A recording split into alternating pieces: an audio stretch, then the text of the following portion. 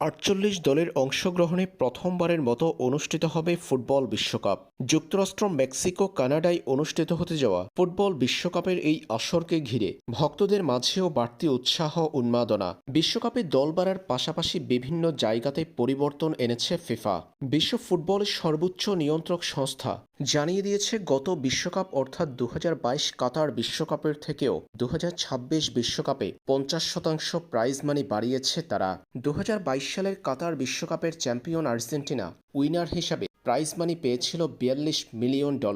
সেই জায়গাতে ২০২৬ বিশ্বকাপের জয়ী দল অর্থাৎ বিশ্ব চ্যাম্পিয়ন দল পাবে $৫০ মিলিয়ন। রানার্স আপকে দেয়া হবে $৩৩ মিলিয়ন, অর্থাৎ বিশ্বকাপের দ্বিতীয় দল পাবে $৩৩ মিলিয়ন। থার্ড প্লেস তৃতীয় স্থান নির্ধারণী ম্যাচে তৃতীয় দল প্রাইজ মানি পাবে $২৯ মিলিয়ন। চতুর্থ দল পাবে $২৭ মিলিয়ন, অর্থাৎ সেমিফাইনালে উঠা সেই ৪ দলকেই দেয়া হবে $১৩৯ মিলিয়ন।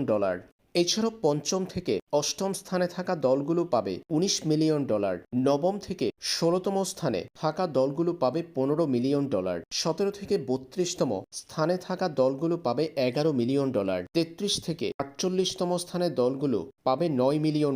অর্থাৎ বিশ্বকাপে অংশ নিলেই অংশগ্রহণকারী সেই দল পাবে প্রায় $৯০ লক্ষ পাবে দলগুলো। বিশ্বকাপের চ্যাম্পিয়ন দলকে বাংলাদেশি মুদ্রায় দেয়া হবে প্রায় ৬০৯ কোটি টাকা।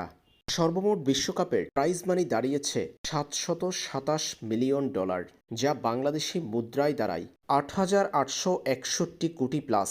বিশাল এই প্রাইজ মানি ঘোষণা করেছে ফিফা।